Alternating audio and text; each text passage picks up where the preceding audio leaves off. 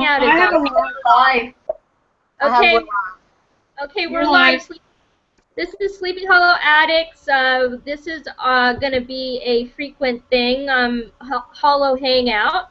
As everybody knows, last night was the fall finale, so I figured, well, let's get some sleepyheads together and chat about everything that's going on in the Sleepy Hollow world. Today, November 20, 2015. And before I start, though, I do need to say this. You know, everybody was so sweet, sending me tweets and things. It's been a little scary week because my left leg and my ankle is swollen, and so they're not exactly sure what it is. But I really appreciated everyone's, you know, love and support and all the fun tweets, and you guys are awesome. I'm so grateful to know you guys and to be a part of the fandom. And special shout out to Lindy Greenwood and Zach Appleman for sending me that cute little picture. That just made my day. So awesome. yeah, so I was just floored, honestly. I'm just so grateful to you guys. So, and I also wanted to say thank you to the writers for sending me that note. That was so sweet of you guys too. But anyway, so enough of that. I just wanted to make sure that I said thank you to everybody because it meant a lot to me. So, all right. So with me tonight, I have my first lieutenant. You can't see her, but you'll hear her, Deb McHugh. Hey, Deb. I think we'll hear her. I don't know. And okay, Linda Houston. Hi, Linda. How are you? Hi. And I've got Michelle Is it Eddington? Did I say that right? Yeah, it's an EDDINGTON. Okay. Hi, Michelle. Thanks for joining us. No problem. And last but not least, Regina Clement. Hi, I'm so glad we can hear you now. Yeah, finally. Oh, it was crazy. Yeah, I swear I told the girls, I'm like, geez, I think the Constitution was easier to put together than this video chat. It's hilarious. Exactly.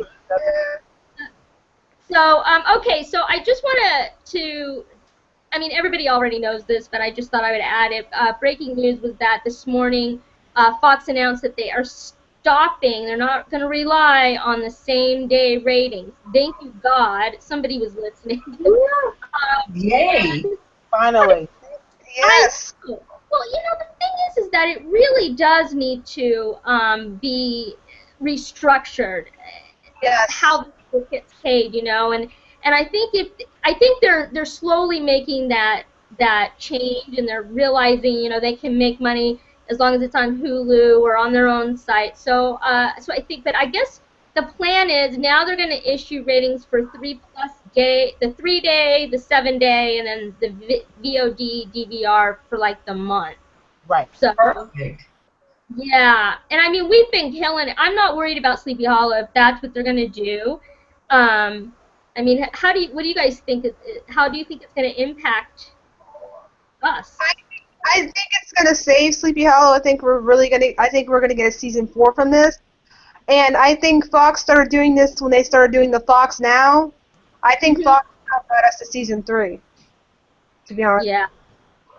I think that it's going to save us also, and I don't know. I think that being on Thursday was actually a saving grace for Sleepy Hollow as well, because, you know, I don't know if they were expected to do as well against Scandal.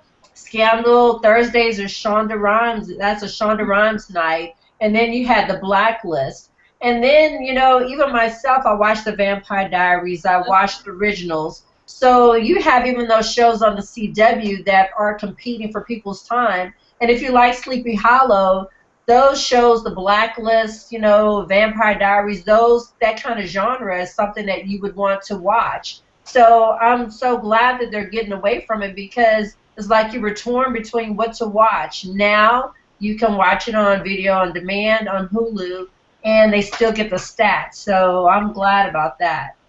Yeah. Exactly. Ditto for everything. Yeah, same thing here. You know, I'd rather them worry about giving us really good shows than what our ratings are every week.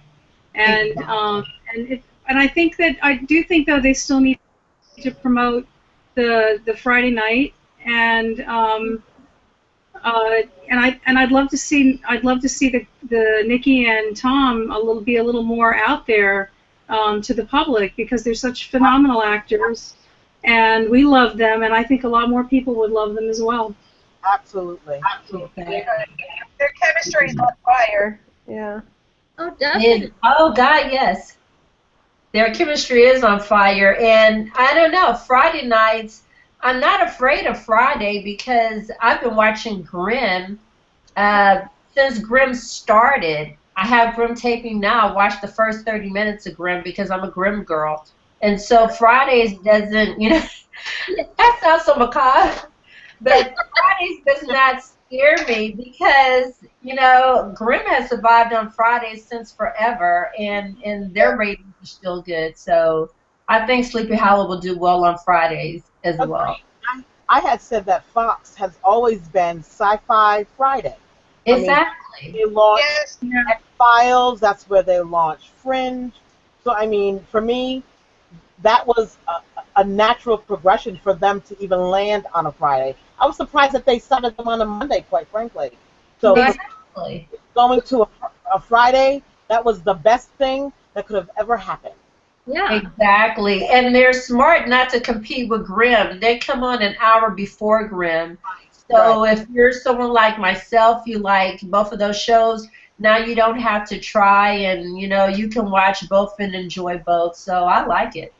Yeah, timing on both of those shows is very good. Yeah. Yeah, and well, of course, in our fandom, we're doing the hashtag Sleepy Friday, and we're gonna do. I'll mention this now. We're gonna do a rewatch starting December 4th. Yeah. It's called 12 Weeks of Sleepy Hollow instead of the 12 Are you days. gonna sing a song? Yeah, yeah. So we're gonna. So the plan is that we're gonna do starting December 4th. We'll start with the pilot, of course, but then as of December 1st, you're gonna have to vote which episode you want. So the ones that get the most votes will win. It's gonna be out on my website. I'll send you guys the link when I get it, when I put the page up live. But I think it'll be fun, and we're talking about, because Fridays are awesome because you come home from work, you have your wine or whatever, and we can just rewatch Sleepy Hollow. So I think it'll be a blast, and then I think hopefully people will be, oh, it's on Fridays, that's what hopefully the message will be. So yeah, hopefully it'll be fun. I think it will. I think so too. Just to let you know, Linda came up with this idea, and Augie, is that her name? Came up with this idea on Twitter. So you have to give her credit. So she came up with this. And we just started, it was like a Twitter chat, like complaining, and then we turned it into something. One chat can do something. We were lamenting the fact that we were going to be on hiatus, and we're like, man, this is going to suck. Yeah. That's right, but we took that lemon and made lemonade out of it, and that's what I love about that's what I love about the women that chat with us, because we deal with reality. We can't change that.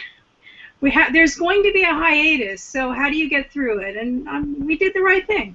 I think it's Thank you, ladies. Yeah.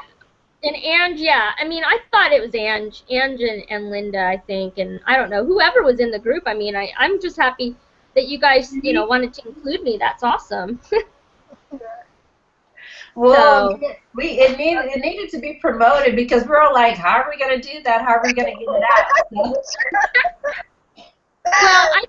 I think there's enough of us sleepyheads that are going to be craving Sleepy Hollow so much.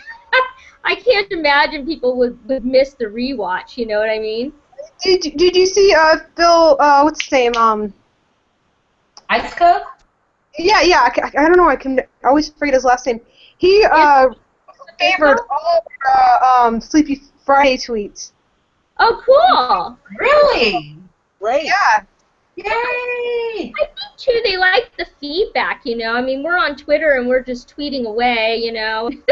I think that it's been able to give them a kind temperature of, you know, what the Sleepyhead fandom is thinking and doing, and, you know, so I think it's a great thing. And Right. It is. And Aaron, he also, I've done love it. kind of slumber parties with Aaron, and it was always been a lot of fun. So that it would be I did great. a summer party too, yeah. Right. It would be great if like one of those guys showed up, and, you know, that would be awesome. Maybe Oh, wow. maybe So- Raven we could get Raven to do a sleepy slumber party. Yeah, we need to Praise do. God, that. Tom Meissen fans that did, I think, just the last one. Maybe her and Aaron can do another one. That would be fun. Yeah, they did. Tom Meissen's fans did the sleepy. That was over the summer, right? We did it. That was fun. Well, we did. I think she did it. We did it, or everybody. We did one just before the season 2 finale. Remember? And You did one then when they- I was flying to Hawaii. Yeah, you were in Hawaii, right?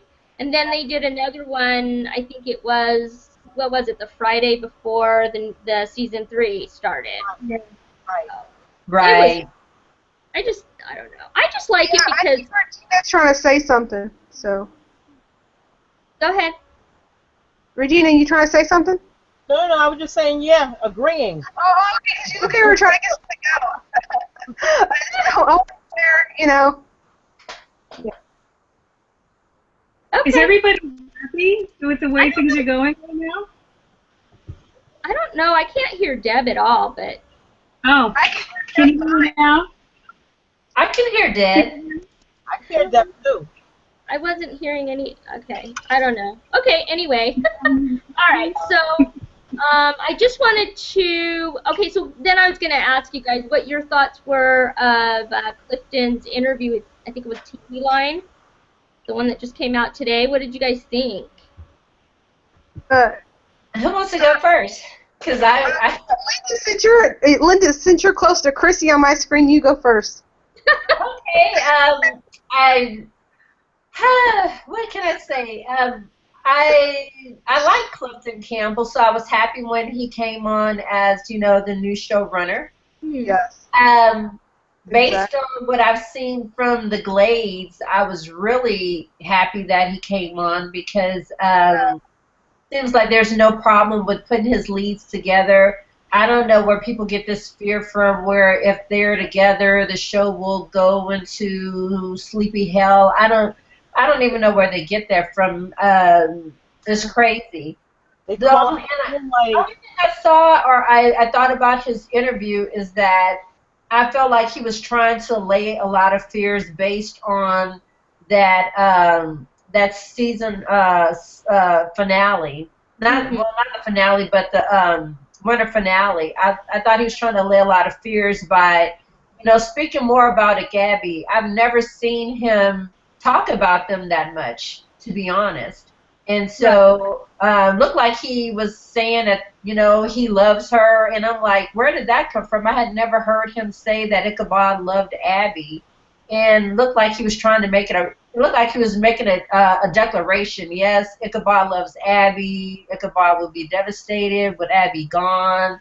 You know, what's going to happen to Ichabod while, you know, she's gone, blah, blah, blah. So it kind of surprised me because, you know, a couple of weeks ago, he kind of came under some heat for saying that they weren't really looking at Ichabod and Abby together. So I didn't know if, you know, I'm like, is this damage control? I don't know. But it made me happy. I will say that. So reading his article, it made me happy to see that he was mentioning Ichabod and Abby and Ichabod's love for Abby. It's almost like finally somebody in, you know, someone at the top is finally acknowledging that, yes, they love each other. Yeah, it's about time. Yeah. I mean, sometimes I wonder though. Like some people, I'm like, are you watching the same show that I'm watching? Because Exactly. I think this should watch season 2. I don't understand where they're getting this sibling thing from. I do not see that at all. Like, brother, I'm like, maybe Jamie and Cersei, maybe from Game of Thrones, maybe that kind of relationship. understand where they're coming from. I don't understand where they're coming I from. do watch Game of Thrones. That's funny. Well, yeah, I mean, and it cracks me up. I was like, okay, you know, I mean, and people talk about, you know, season 2, but it's so funny when I do my videos. I mean, there were so many like little things that added up. You know what I mean? I mean, yeah, there was. I'm not going to talk about season 2, but I'm just saying, you know, from day one though, the way that they've written Ichabod and Abby. I mean, it was because of Tom and Nikki's chemistry. I mean, that's what you fall in love with, and you know, and how easy they are with each other, and so to just say, oh, they're platonic, I don't think so. I don't think so. Chrissy, can you? What? Yeah, but go ahead. Yeah, I don't know. Chrissy, can you hear me? I'm trying to get. Chrissy doesn't look like she can hear me. I can hear you now. Yeah, go ahead. Chrissy, did you play back last night's episode at the very end before Ichabod and Abby go into the cave? And she says, "Are you ready to fight monsters?" And he says, "Indeed." And she says, "My man." Did you hear that? I almost died. I need to listen to that because, I mean, I want to did not. hear Regina's reaction to that. I loved it. I hear all That was awesome. I tweeted that as soon as it went to happen, boom, it went out. I was like, yay! And this, get that? I don't remember seeing that. so cool about this show is that Like 2 seconds after it happened on mobile. I was watching it on my, I tweeted it mobile, so, yeah. Okay, Did like 100 times. I'm going to pull it up. Hold on 1 second so that I can. Hopefully This I is didn't accidentally delete it, because sometimes I accidentally do that, but I think it's up there. It's been gifted like 100 times. Like folks have went nuts over that. Yes. and it was subtle. And that's what's so beautiful about this show is that if you're not paying attention, you miss all of those subtle and those moments in between their action. They have these exchanges that go on that have been building up this relationship. And when I heard that, it's almost like she just, you know, hardly said it. And I exploded. Yes. Okay, wait. I'm going to watch. Hold on. So you're saying it's on when? It's on just before they go into the cave. Yeah, because they're having to talk about how many monsters they killed and all of that. When they're walking through the forest, and it's right They're before walking towards the gate. Yep. Right before they go in. 3 times already. Right, because she confirms that Joe is in position, and then they're about to walk into the cave. Yeah. Exactly, yeah.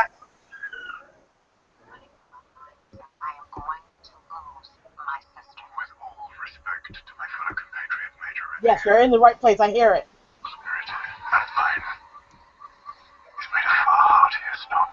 Look at Chrissy. Look at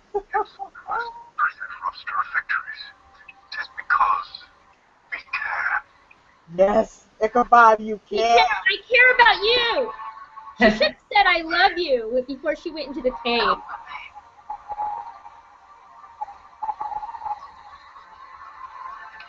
Moving in, Joe. Stand by. Standing by. You ready to fight some bad guys, Craig? Oh, she does Yes. that. No way. You missed that. Does. Oh, no. She said that. Man, okay, I want to know, was that in the script or did she just add that? I know, that was that an ad-lib? I don't know. Whatever it was It wonderful. looks like it was ad-lib, to tell you the truth, because it came out so naturally. Oh, yeah. She was like, my man. I was like, I cannot My man. believe that. Oh my God. Like, I can't wait to I read love looking at Regina right now. that. Is insane. That was awesome when she said that. I was like, oh my God. I didn't know if they wrote it in there because the writer for that episode. Is Lee Dana Jackson is the one that wrote it. Right. And earlier, before the episode even aired, he had tweeted about how his daughter said that, you know, why aren't Abby and Ichabod dating, basically. So I was like, wow, that's pretty cool. Yep. It's like, Well, here's Leo said that there was a word that Ichabod was going to say that he'd never said before. Did you guys figure out what that was? I did not. Yes. Was it something Yeah, when they were at this party at the end. What at the? Oh, I just lost everybody. No, we're here. I can hear you. Oh, okay. All right. Yeah, you can hear me, right? Yeah, What no, was did the you know? word? Yeah. You didn't hear it at the very end? At the No, what frat did you party. say? Well, I called her Abby. No, but he said Abby before. He's used. Lee said he says a word that he has never said before. Well, then what was it? I mean, I thought I it don't. would be. Abby. I've never heard him call her Abby. He's always called her left-handed. he called her Abby when he was about to kill himself in one of those episodes in season 1. You know what? He called her Abby in the pilot also. They just don't acknowledge it. When she said, I've never heard you call me Abby, I think it was in the Sin Eater. Yeah, it was a sin eater. Yeah, it was a sin eater. I couldn't think. Okay. Yeah. Yeah, He called her Abby, but I don't know what word, we were going to hear. I almost want to tweet the guy and say, what word was I supposed to listen to? Because I said, are you sure it's not 3 words? Right, I saw your tweet. well, I would think I love you would have been good, or like I'm surprised that Abby didn't like say. I mean, she's never going to see him again in her eyes, in her mind, and she doesn't even say anything even then.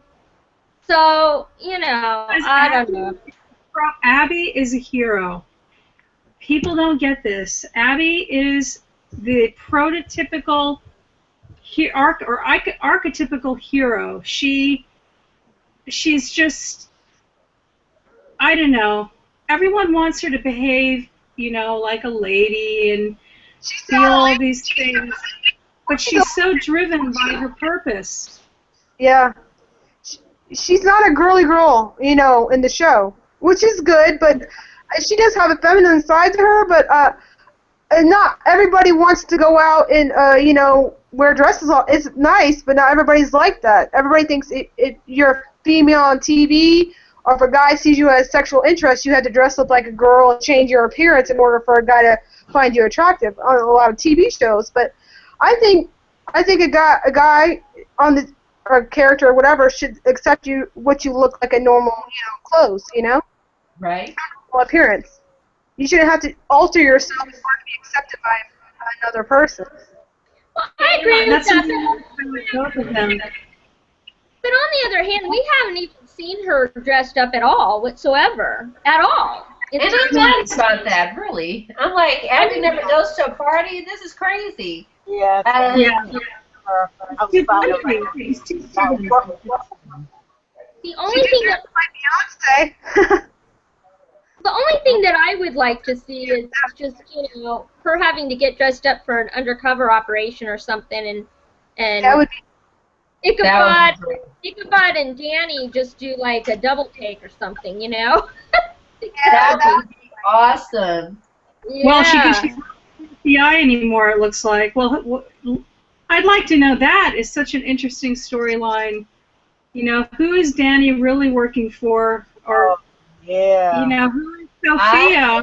Sophie.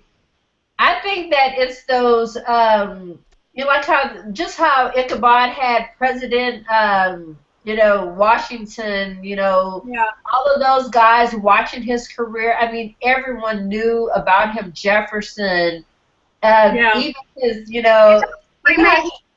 Benjamin Franklin, they all knew about him being a witness.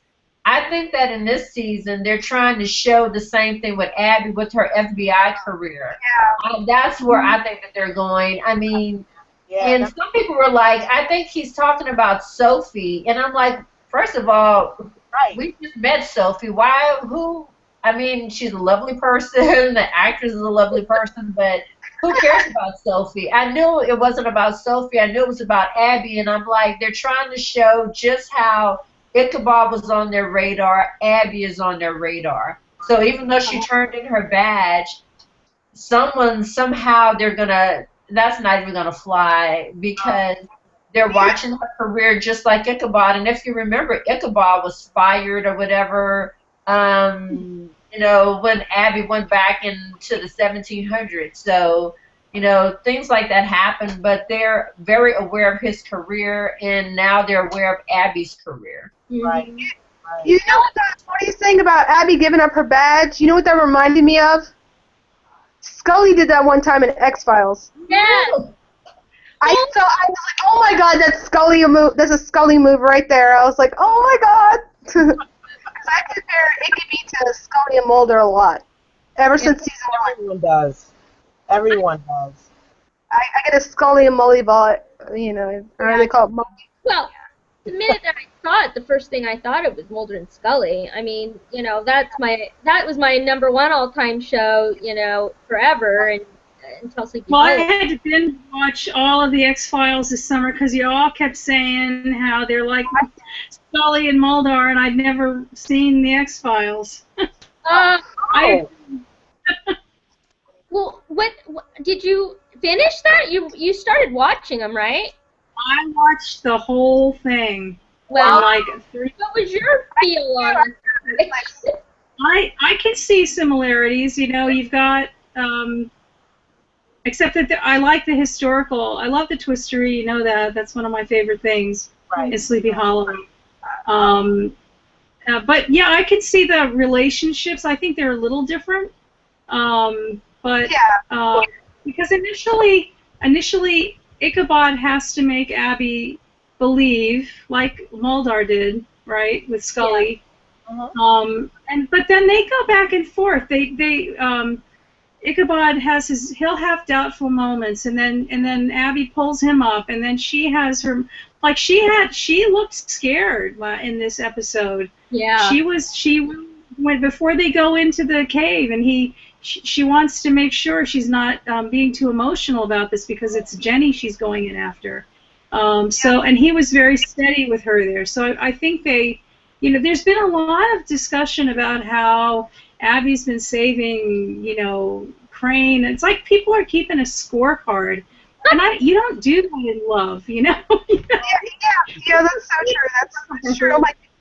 Abby did not sacrifice herself for Ichabod. She sacrificed herself for Jenny. Right. In season 1, she stayed behind to face Moloch because she wanted to face him. To be honest with me, I thought Ichabod should have stayed in purgatory, and her and Abby and Katrina, Yeah, they had to separate them to make it more scary and compelling and stuff. I mean, drama in there. Well, I have a couple of tweets that I took from Twitter. The name is Michael McWilliam, and he said he started watching Sleepy Hollow season 1 this evening. Fair to say, there goes any chance of using my evenings productively. So we got a new Sleepy Hollow fan. I was like, oh my god, that's so funny. And then Lucy Ann Miller, she said, a hero is someone who sacrifices for the greater good. Abby Mills proved she is a true hero. Right. Very true. True. And there was one other one that I have here. Where is it? Oh yeah. Tyler Oswald said, I loved Abby was the heart of the story. I loved she did it for Jenny because there's nothing more important than her. There's nothing more important to her than Abby. Or whatever. I don't know if I'm reading that right. And the way that Abby looked at Ichabod before disappearing was intense. She didn't want to leave him, but she left her family with him. So, I mean, in other words, obviously she trusts him. So I just thought those tweets kind of summed it up for me. Right. And let's talk about Pandora a little bit because what are your guys' thoughts about Pandora?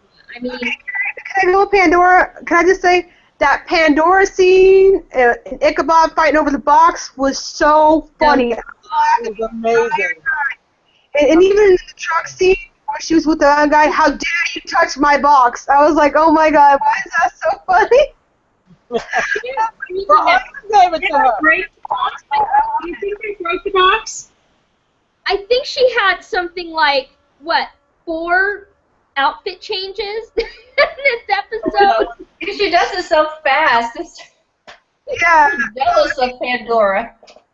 I think she's a little insane, waiting 4,000 years for her lover to reemerge. Oh my god. She's a scary lady. And she kissed him. He was all still, mummified. I was like, That's her husband. That's her husband, remember? This is the man who gave her box. I tweeted. I was like, she is a ride or die woman. Husband. You know what I did this past weekend? I watched the Mummy movies. yeah. And oh my god, I was like, what's her name? The Mummy's girlfriend. Oh. So much of Pandora. How much she would go through all this trouble just to, get her boyfriend back. Yeah. Right. Well, Pandora is just a wonderful character. I just love her. I just think that she kind of elevated this season. And it sounds like both her and her husband are going to wreak havoc on Sleepy Hollow. And so I can't wait for this. I think you kind of do a monkey wrench in their program, but I can't wait for this. well, see, Yeah, because Abby has the power, right? He didn't get all of his power, power transfer. Right? no, Right? he didn't get all of his power. Are energized. And there was something that Pandora, I was like, this show makes me become a detective, and I'm trying to look for clues in what she's saying. So I remember in the beginning, he's saying that, they still have, witnesses, which I thought was funny. I'm like, dude, you're like 4 billion years old, but whatever. And so he's like still talking about there's still witnesses. And then Pandora tells Abby that she has a legacy. That I'm like, what does that mean? She said that they were allowed to be, they could still be witnesses in their new kingdom because of her lineage, which was nothing. And that's the other thing that I thought was very interesting because, well, all of us, we've all talked on Twitter talking about, why is Abby a witness? Why was she chosen? Why, who knew about it? What about Crane? Why is he a witness? Like, we don't even know that yet. No. It So has something to do with their bloodline. I think it has something to do with their bloodline, to be honest with you. And I think because I think that's the reason why Abraham was chosen to be the first because he was attached to Ichabod. The sad thing, that's why they chose Henry to be the Horseman of War. I also believe that Abby and Ichabod did stuff back in the day where I think they were thinking they were trying to help people, and the people turned on them, because in the Bible the witnesses get killed by the people. right. Martyrs. Am I wrong? They're martyrs. Yeah, they're martyred. It's actually the Antichrist. Demons causing the danger, but they blame the 2 witnesses because wherever the 2 witnesses were, destruction would follow. Right. But also, I'm Can sorry. you recall the tablet? The image on the tablet. It has the man figure towards the front, the female figure towards the back, and I think it has the eye, the all-seeing eye, over the shoulder of the female figure. I don't know. I meant to look that up again before we did this because that might be a clue as to what that chart is doing to Abby. Yeah. Right. Wait, I missed that. What did you say about The all-seeing eye is in that picture. Is in the tablet that has the picture of the 2 witnesses. Oh yes, it does, doesn't Is it it? even on the thing that the Abby figure is holding? Because in Chloe's interview, he says that you will find a clue to where Abby is if you're astute and you kind of go back over the previous, like the first episodes. So that's what I was intending to do, is rewatch it, because I want to get a look at that tablet and figure out where she is. I mean, is she even communing with the former, you know, like the people that are actually on the tablet? I mean, what is she doing in that? Yeah. Because the world opened, that tree opened up to receive her. It did. Right? Yeah. It did. Maybe where she's going, and maybe where Pandora's stole her husband from was a place where he was being kept so that he couldn't wreak havoc. And maybe that's where Abby's gone to. So I don't think it's the underworld. I think it's something else. I not the way we think of it. I mean, I think it's like I don't know, another dimension, or I think it's another dimension, something like that. And like, you know, like I said, Clifton says you have to, you know, if you're a student, you know, in the beginning episodes, and I'm like, what was I doing? Because I don't remember any clues that would tell me where Abby is now. So obviously I have some homework to do. But well, I think it's that. I'm looking at the tablet now. There's some images I can't really make out, but there definitely are pillars with a door that she is standing in front of with her back to. So that's and what is in her hand? I remember there was a debate over what is in her hand. I mean, it's almost like she has like a little wand or something. She might have that staff in her hand. The staff that, you know, remember the staff? You have the staff? Yeah, that's what I think. That's what, yeah, me too, because it was like, is it a wand or what is it? Right.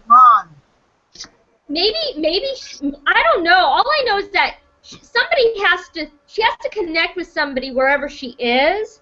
You know, sort of like when she was in Purgatory. I mean, of course, Andy Brooks was, you know, bebopping around for his love, you know, helping her out. So, but I would love to see if, like, the Horseman is there, or, you know, like, where are they going? Like, where did the Horseman go? I mean, is he just in, like, the abyss, or, you know what I mean? Like, my thinking was, oh, well, she probably put him into hell. I mean, that's what I would think. No, I think the box and the tree are different. I think the tree holds something else, and the box holds something else. Yeah, I think they're the same.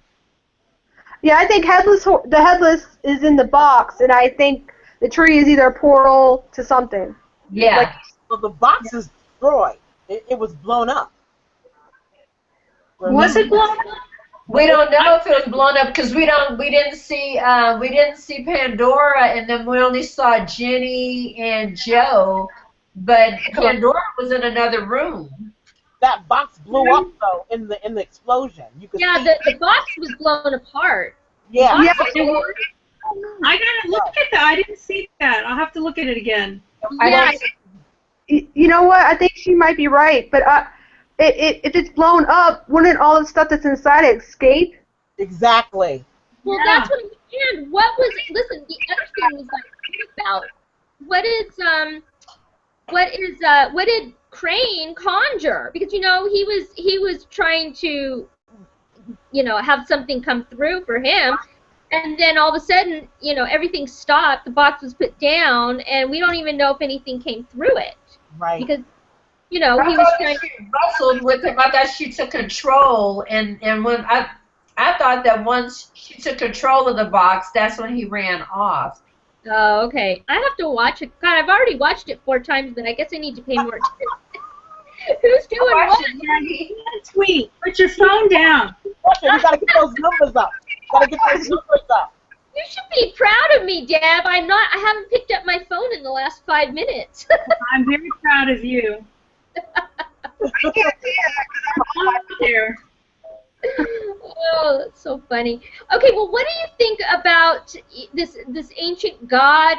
I thought it was. And this is the thing. I wrote my article about the season finale, or about the fall finale, and I said Amun-Re, and the reason I say that is because he is referred to as the hidden one. Yes. Yeah, Yeah. he is referred to in ancient Egyptian mythology. That's who he is. So I thought for sure it was Amun-Ra that he was bringing through, and I've never heard of the one that they mentioned. I don't even, can't even say the guy's name, whatever. But the other thing that I found really interesting was in that first few moments of the episode where he's like, they've ruined my world.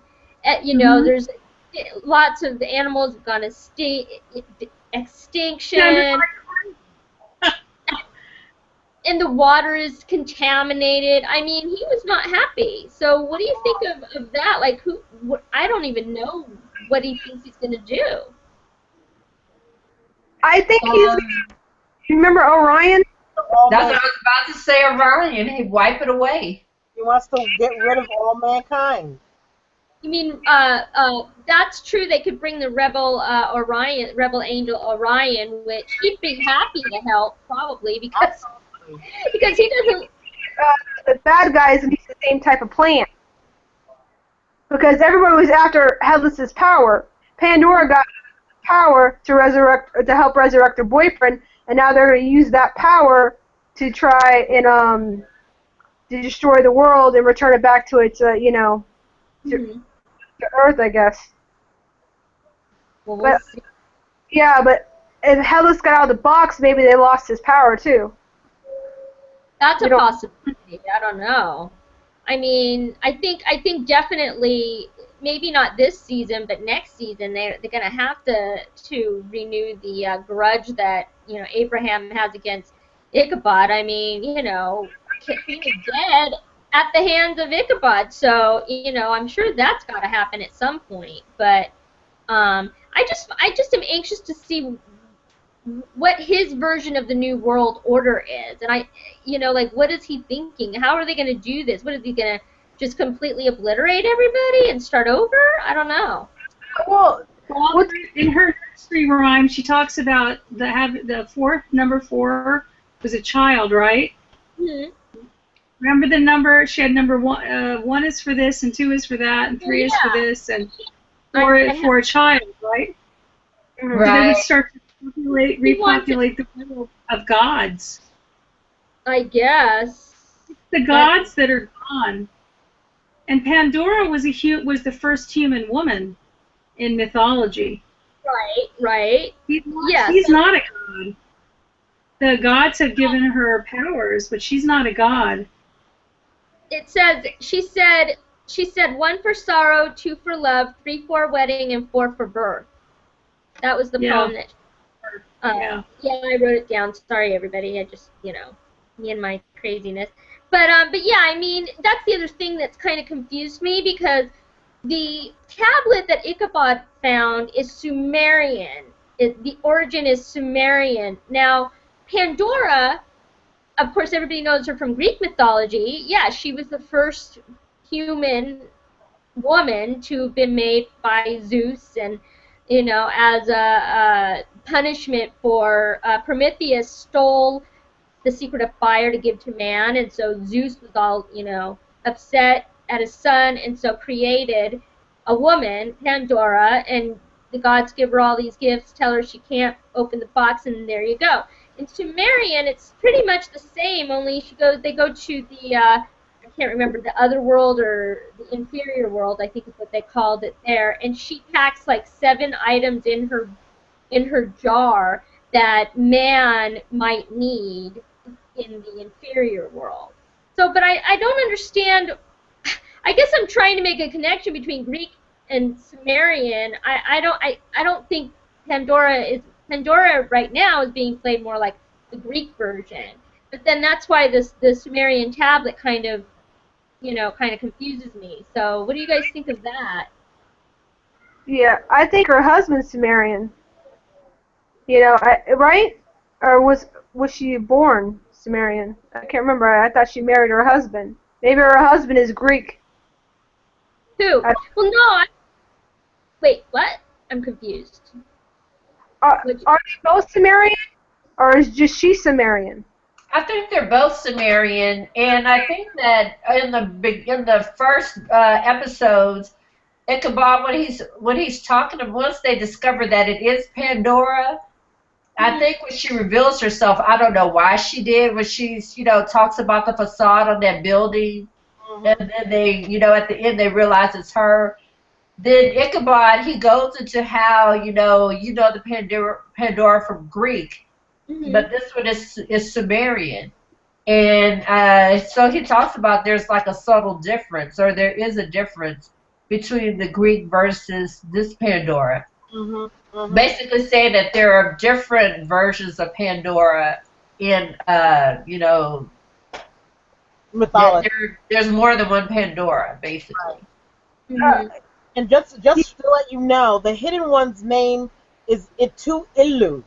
Thank you. I couldn't even say it. What is it? It's yeah. I wanted to say God bless you like you sneezed or something.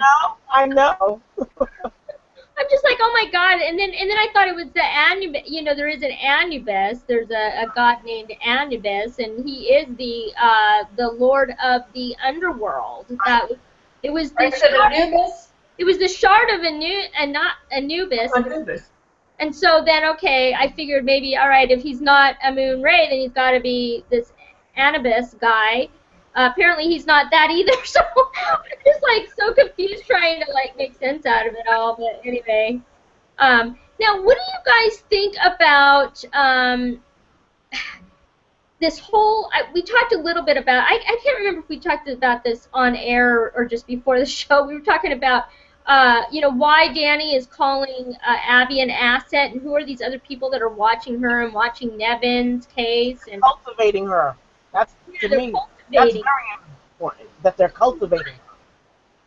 Yeah, like those powers above, like with Benjamin Franklin, how they watched Crane, and it's really weird though. When Danny calls the person, he's like, why'd you call me on this line? And I was like, that's kind of bizarre. But I guess they're trying to keep it secret, just like how Jefferson, he almost kind of made Ichabod think that he was angry with him, so that Ichabod would know that they're watching him, know that he was, the witness, blah, blah, blah. And so it's the same thing, I think, with Abby, where I think that, higher ups know that she's a witness. I sent a tweet to the writers, and I said it would be so awesome if one day we had an episode where the President of the United States gets like an intel, like a little briefing, like how they give them, like, someone will walk in and give them like a little brief. And he opens it up, and there's pictures of Ichabod and Abby, photos of them walking through town. That would be so awesome to me, like to know that the President of the United States is tracking, like in his daily briefings, he gets like a brief on what they're doing. The witnesses are up to. Well, it's so funny because we haven't really seen anybody following them around, or even like an inkling of it. So it would be interesting to see if there's like, if they're able to thread it through from the beginning of the series. They could somehow thread it through. I don't know, but yeah, I don't understand why he's calling her an asset. Then I'm thinking, okay, what are they trying to get her into, like an undercover operation, CIA, a religious something or other? I don't know. I think that they're just watching her like they did with Ichabod, because the way that Benjamin Franklin on the last, like in the season 2 finale, when she's talking to Ben Franklin, and he's like, I can't believe that, there are levels. And he's like, I can't believe that you don't know about them. And so when he did that, I was like, oh, I bet you we're going to start seeing those levels. Yeah. And so I'm not surprised. I mean, how fast Danny got on the scene. And then having that meeting with that guy at that, crashed basically his daughter's birthday party. But, I'm like, they're watching her just like they knew about Crane. Yeah, it's going to be interesting to see this all unravel. The other thing is, and I wanted to mention a little bit about, I know it's like kind of a sore topic, but what do you guys, I feel like, my theory is that Pandora is Zoe. And the reason that I think that is because, in the episodes that Zoe is primarily in, we don't see Pandora except for at the end or in the beginning of the show. And, Pandora is prominent in this scene. You don't see Zoe. And so if that is the case, why in the hell is Ichabod all of a sudden remembering Betsy Ross? And the interesting, Betsy Ross, when they were facing certain entities that, you know, Pandora brought forth for, you know, Ichabod and Abby to face, to defeat. So, I mean, what do you guys think about that and the Betsy Ross scenario? What do you think is going on with that? I take Betsy, please? Can I comment on Betsy real quick? Yeah. I like Betsy. Her battle scene was awesome. It was outstanding. But her scene with Ichabod was awkward and a little bit sexist. If I was going to be honest, I didn't like that. I think they should have just kept Betsy more of like a broship with Ichabod, where they were just friends, colleagues, just fighting, you know, redcoats and taking down the Hessians. We still have yet to see the scene where Betsy Ross is attacked by the Hessians. Right. While she was pregnant. So we've yet to see that. And a lot of Betsy Ross is not married in this version. Oh, Betsy Ross never had a husband. I was like, well, if she never got married, then her name would be Betsy Ross. And I think her causes more questions than answers, because people are like, oh, did he cheat on Katrina? Did she cheat on John Act? I think his name, I can't think of his name, but her husband named John. I can't remember his name, but John Adams? No, it starts with it's Ashford or something like that. I know a lot of history, but I can't remember the name. But anyways, and I think her scenario being, you know, kissing on Ichabod or flirting with him causes more plot holes for both characters. They should just keep her fighting the redcoats, you know, being a spy or female spy going undercover. I really enjoyed that aspect of her, but having her, you know, being flirtatious with Ichabod was just a sexist approach, I feel. I didn't really enjoy that about the character. That's just me. But I love her battle scenes. Well, I think the thing is this, is that I think they're trying to depict or show people, you know, he's every woman that he's been involved with, which I mean, you know, Mary, he was betrothed to Mary, right? And then supposedly Betsy Ross, she went after him, as always. And Katrina, you know, breaks her engagement to Abraham and hooks up with him. He's never had to really navigate dating or, you know, him having to do, I don't know what the word is, you know, having him to be forward enough to, you know, pursue a woman.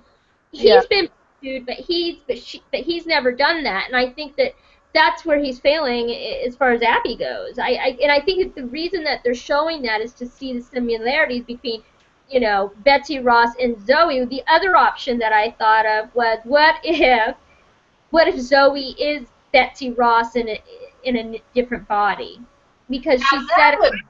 I think that's what they're trying to say. When it comes to Betsy Ross, I was trying to remember an old article that I read where they're trying to show that, you know, Ichabod worked with Betsy and they had a relationship, and now Ichabod is working with Abby, and where's that going to go? Mm-hmm. If anything, I would say that Zoe is more like Betsy. I mean, when you listen to Betsy talk, when she's speaking, and she's kind of modern, you know, in her speech.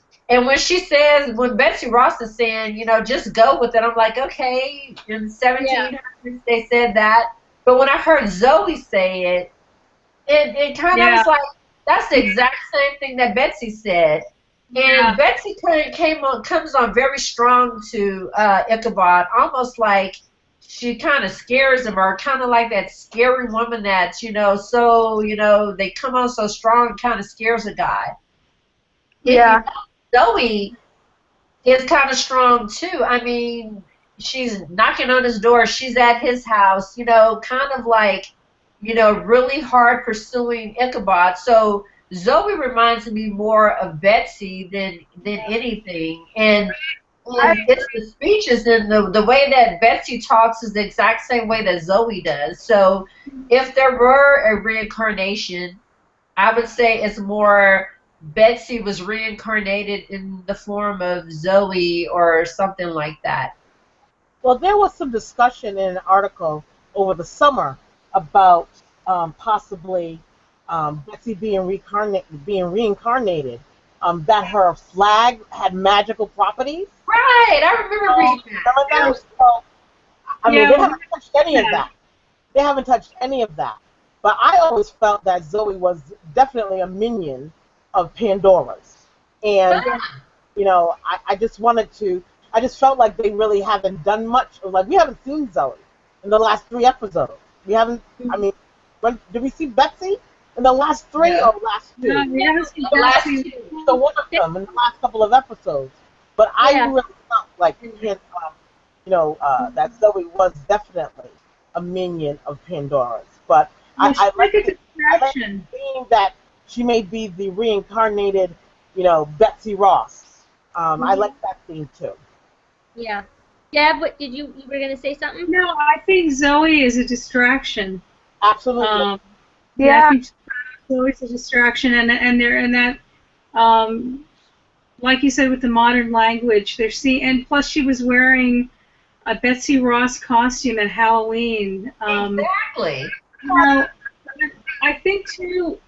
I think what might happen, you know, there's been this reluctance on both Abby and Ichabod's part to really run headlong into a relationship. And we know that Abby has trust issues. She's talked about that. But I think that there's something in the Betsy Ross story that's going to unfold that might give us an inkling into, or an insight into, why Ichabod has been holding back any kind of affection, you know, romantic affection for Abby, because of maybe something that happens in his background with Betsy Ross. So, I mean, you know, when we tried to do the timeline with Betsy Ross is her first husband's last name. Right. She's in between husband 2 and 3. 1 year, less than a year, for all of this to happen, you know, so. Well, she worked fast. I mean, he saw his long hair, super hot Jesus hair, and that was it. She was down. Well, she was a beauty. She was a beauty, and when you read about her early life, she did hang out in Washington Circle, and it's very likely she could have been a spy. I mean, you could, if you read about her life, they were doing the kind of work that would have allowed them to have a cover for that sort of thing. So that's not a real far stretch, that being a spy. Being a spy in pantaloons, running around with your corset on the outside of your shirt, that's a little, you know, I think that's a little too much. I think we all fight off like a dress or something. You know,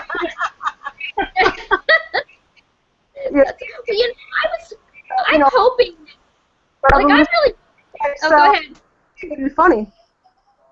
It's entertaining.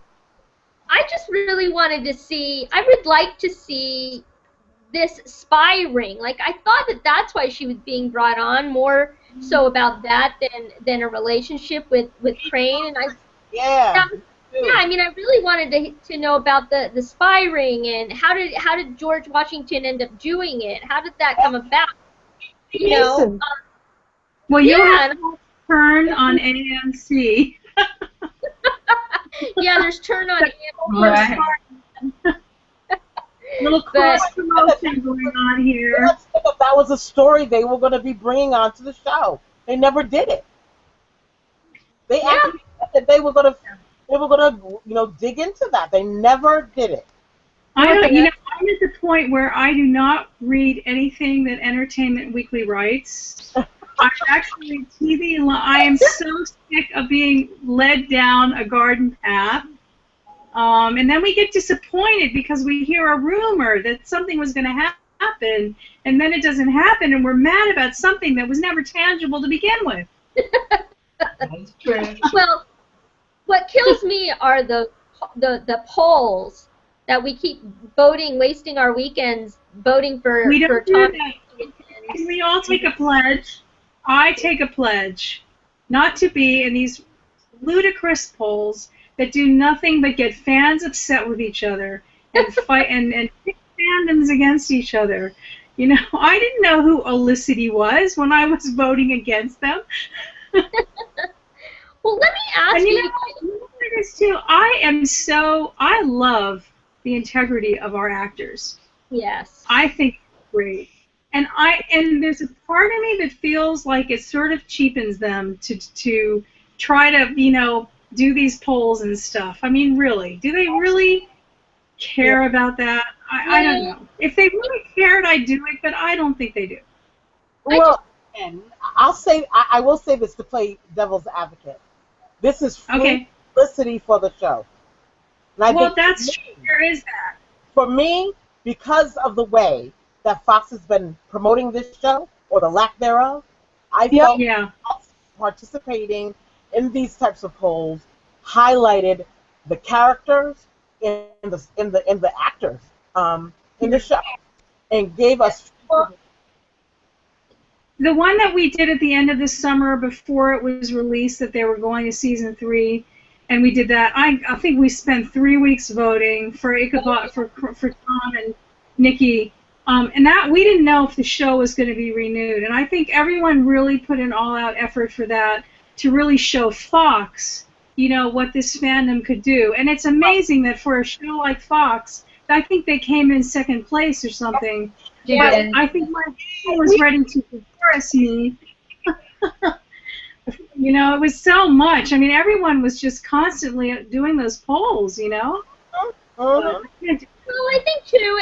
I think it's not. Well, it's, you know, it is tedious, but I feel like anything that we can do to like get Sleepy Hollow's name out there, Tom and Nikki out there, I think that's sort of why I do it. Even though some of it is like fruitless, but you know, the Sleepyhead fandom was rated number 8 in influencing through social media, and that's a huge thing for our little show, you know, with everything that we went through in season 2, and even you know, there are some people that are complaining now, and I just am like, okay, are we watching the same show?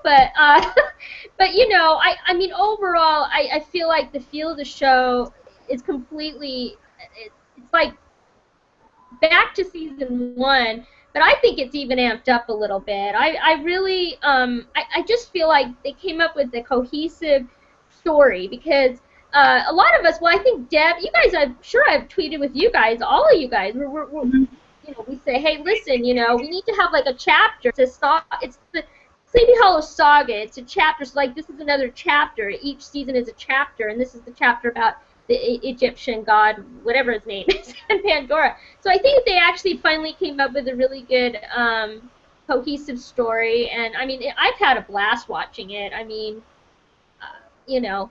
Anyway, what do you guys? And Zach is great. I think Zach was a great addition to the cast. Oh yeah. Yeah. He's working really well. And the new writers have been excellent. Yeah. Yes. They brought us back in season 1. Yeah,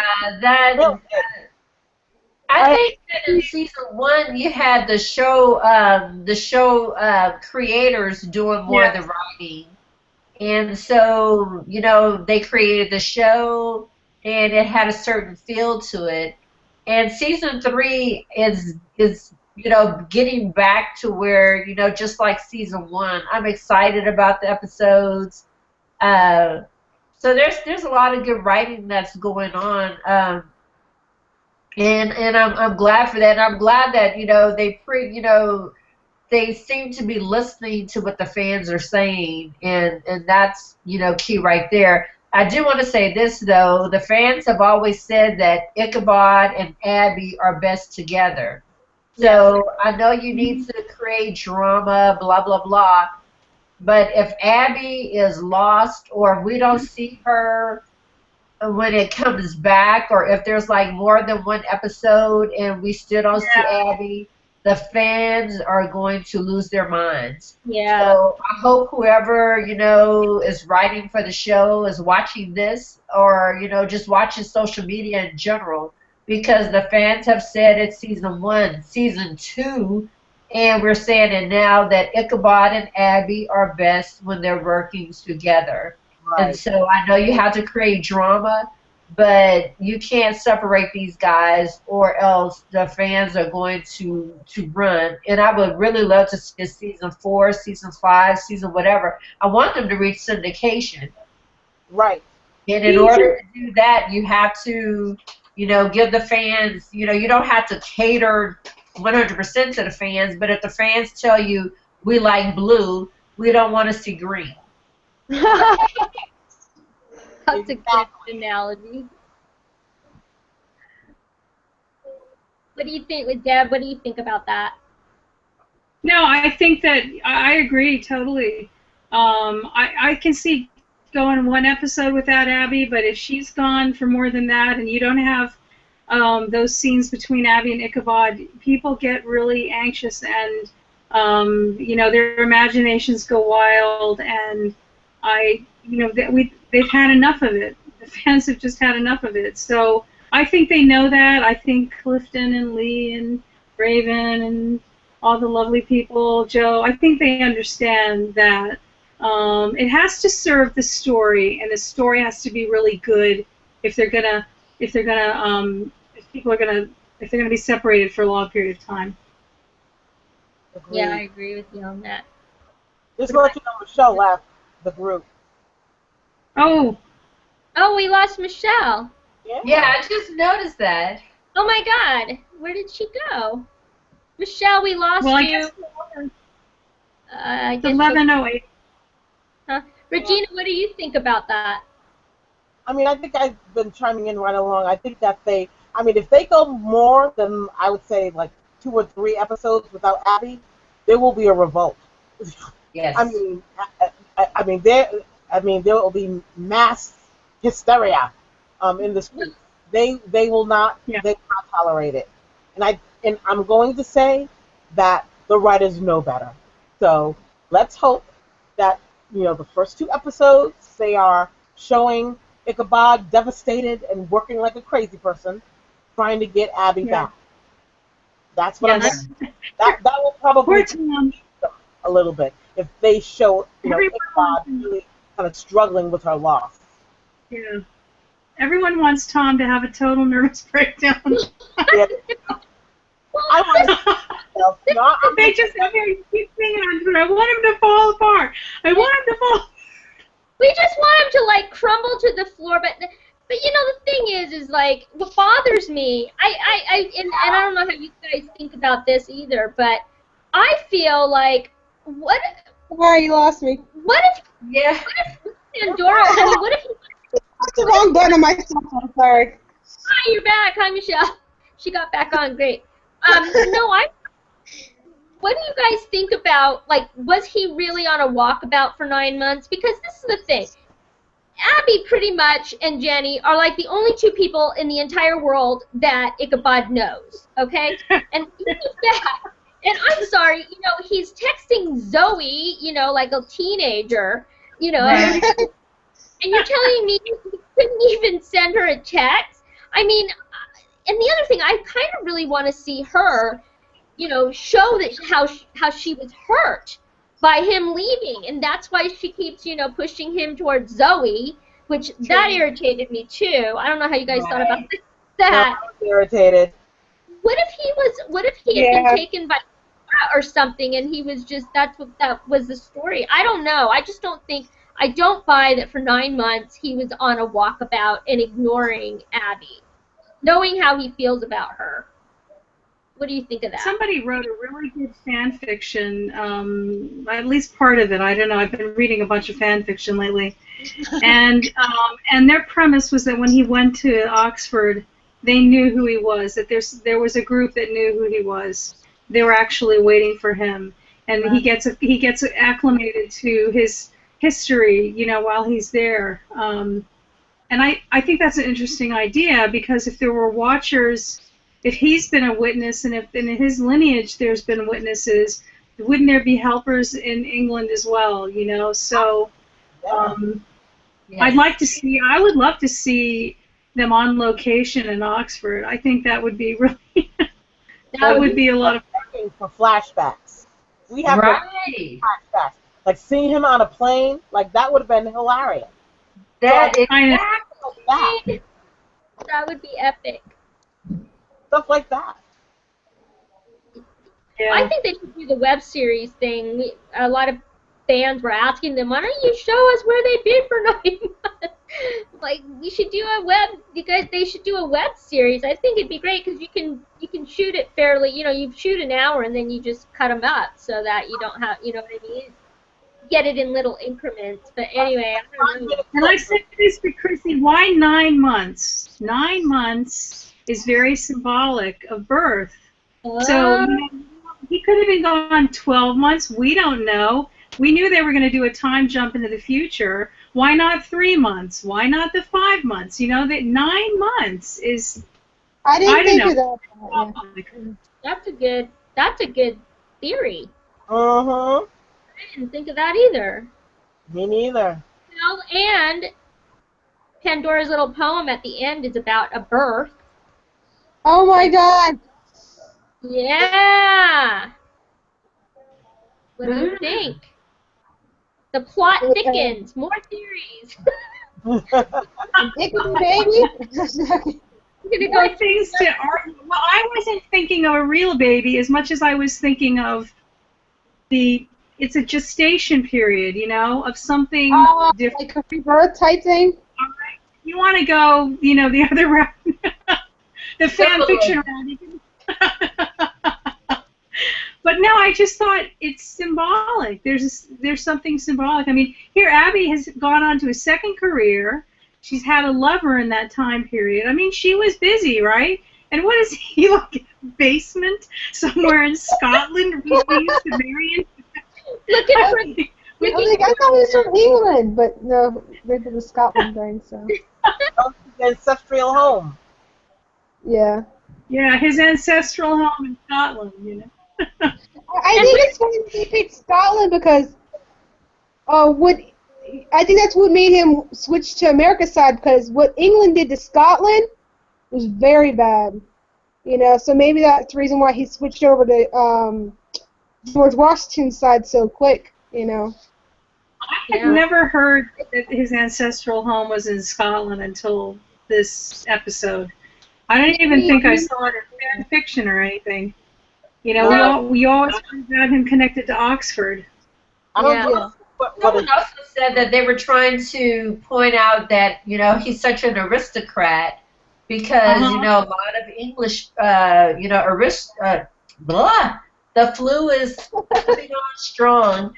A lot of English aristocrats, they also had homes in Scotland, things like that. So they were trying to showcase just what an aristocrat and, basically kind of like his breeding and things like that. So it would be, a common thing to have a home in Scotland as well. That's true. Right. Yeah. And I mean, we know he had his parents, he came up, he had money growing up, whatever. But, well, the other funny thing, I was going to make it a point and I can't think of what it was now. Crap. I don't know. I can't remember what it was. I had it there for a second. But yeah. Yeah. Anyway, gosh, what was I going to ask you guys? I can't remember what it is. Oh, well. Maybe I'll remember at midnight when I'm trying to sleep, right? Yeah. Or any other you wanted to cover? Oh yeah, I wanted to answer. Yeah, go ahead. Are you there? I'm here. Yeah, I wanted to respond about was it a Cliff Campbell thing in the beginning? I didn't get a chance to. I honestly think Cliff Campbell, bringing in the exes and causing drama and all that stuff, that's his classic move from Cliff Campbell. He likes to bring in, people to try to get in between the main leads to cause a separation. So when they come together, it's epic. It's a strong moment, very impact on the two characters. Like I know, season 1's of Glades, that happened in season 1. The two main characters got together at the end of the season. The last time that's the episode when you thought the season was over, the girl comes knocking on his door, and all of a sudden, boom, into the bedroom. So he does know how to make it quick, but he doesn't rush into the romance too much, and he doesn't make the romance about the entire episode. He saves it for the last 10 minutes or the first 10 minutes of the show. Like if you watch Bones, the romance is taken over the entire series. I'm like, are you solving a case, or are you trying to figure out who's going on a date? So I was watching this soap opera, so it was like really hard. For the crossover, cut that down a lot, but I did enjoy. I love that crossover. What did you? Oh, that crossover was everything. That crossover is really good. It was great. I absolutely loved it. My favorite part though was the duel of the brains. It's like the brainiacs. Right. Crane and Brennan going at it. And how hilarious was it? They analyzed the handwriting and all this. And of course they would. The Jeffersonian, they're gonna check stuff. And he was trying to stay one step ahead of them. He usually is the smartest guy in the room. Right. But these guys, it was great. Oh, I wish he cut him down and said that Jefferson would have the intellect of a contemporary fourth grader. That was just that was hilarious. I loved it. Iceland. Yeah. I would love to see. I like the crossovers. Everybody said, as far as the crossover, I was kind of like, okay, well, I didn't know how that was going to work because, Brennan, Bones is a very factual, scientific. Yeah, it's like, and it's a procedural, but it's very mired in a lot of details and, different kinds of language for different things. And there's really no realm. There's been a handful of episodes where there was a ghost running around or something, but for the most part, Brennan doesn't believe in any of that. And that conversation that she has with Crane just about love, and he, she says, oh no, it's about procreation, whatever. I can never say that word. Procreation. Tonight too. And he says, well, the look that you give Booth is, isn't just about that, and that in her mind it is, and he just wears his heart out on his sleeve pretty much, and so it was just a really good matchup. I loved of course I loved the Sleepy Hollow portion a lot. There was a lot of action in it. General Howe and his I loved it too. Yeah. Every episode, did you guys look up about the tomb for Washington actually was built under the Capitol building. There is an empty tomb. Oh wow! And he never. It was that's a true story, and this is one of the things I love about Sleepy Hollow is that it makes you, when they do the flashbacks or they make historical references, I'm always looking it up to go, okay, what really happened? Was that a real person? Wondering how come they never showed Martha Washington? Yeah, did you have more flashbacks? She never left Mount Vernon. She would have been in Mount Vernon all of that time. I know, but I think that. Yeah, she wouldn't be in the battlefield. No, she wasn't. She didn't. Each battlefield. I know that for a fact. Say that again? She traveled with George Washington to a lot of battlefields. She was on camp, waiting at camp for him when he was in the battle. Not up in New York, I don't think. I could be wrong, but yeah, I don't think she was up in New York. Maybe down in Virginia, but when he was when they went to Yorktown and all of that. But that's a good thing to look up, though. Yeah, definitely. I know. I think Wikipedia is calling me. No, just kidding.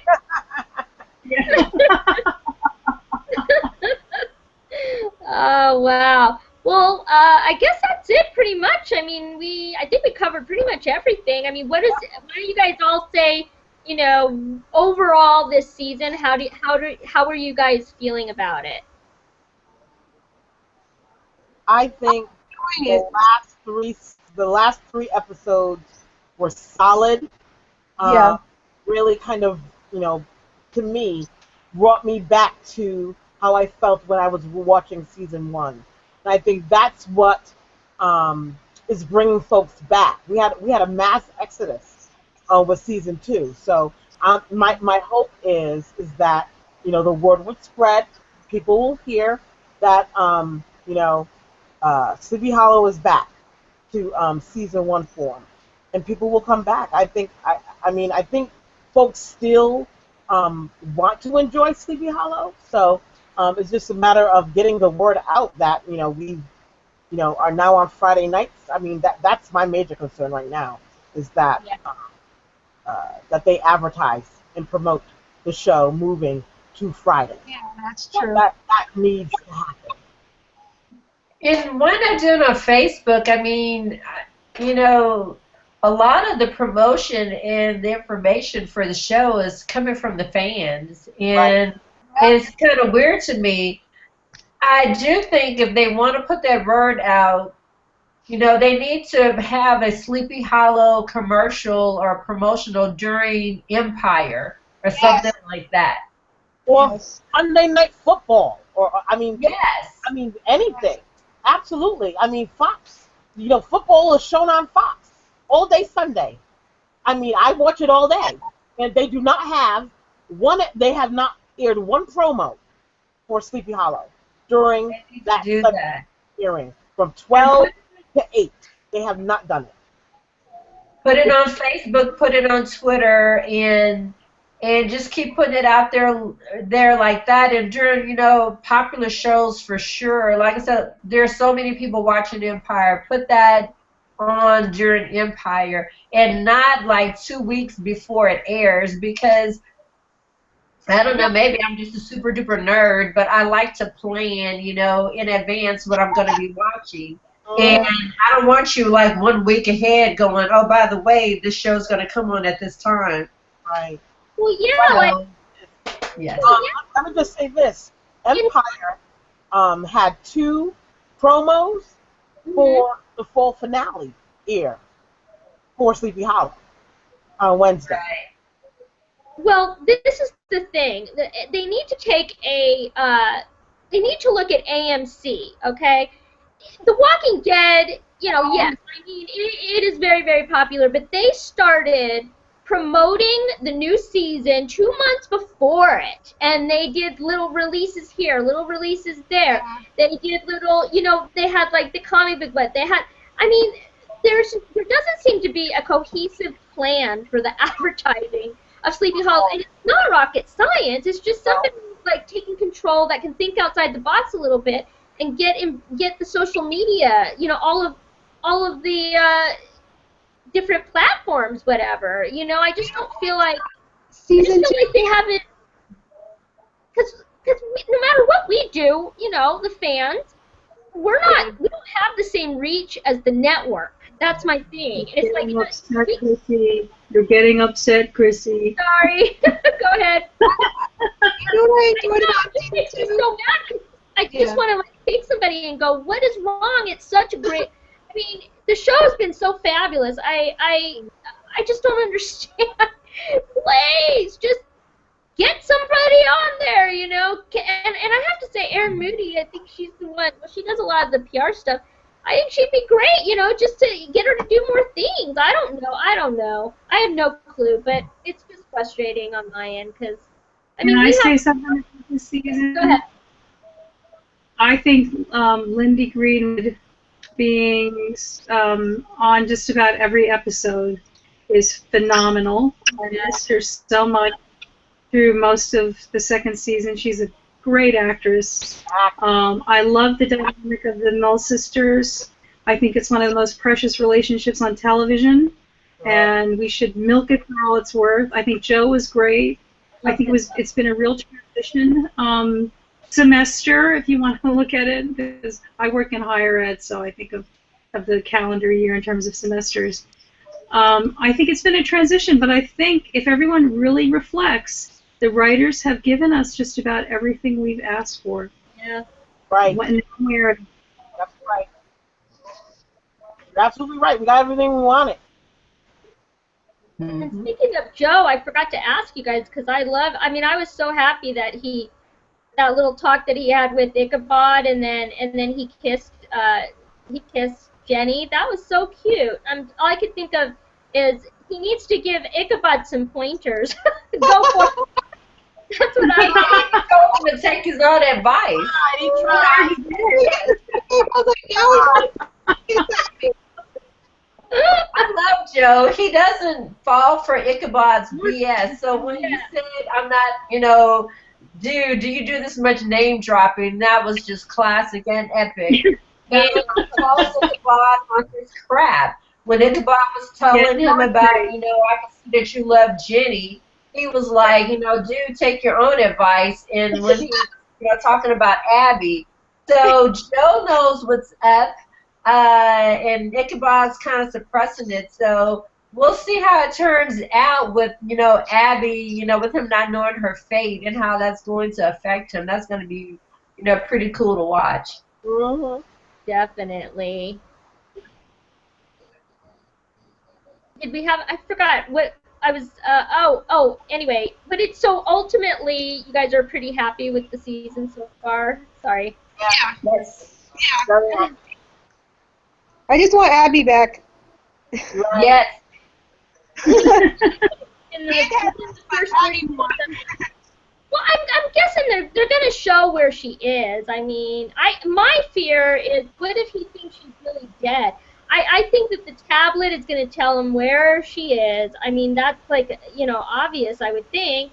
But is he going to be able to handle that and, whatever Pandora and Mr., God from whenever, because he's going to have to be dealing with that too. So I don't know how that's going to all turn out, but I think it's going to be fun, and I'm up for the 12-week challenge. I don't know. We'll see. Sounds like a diet plan here. I know. I know. I'm going to have to stop.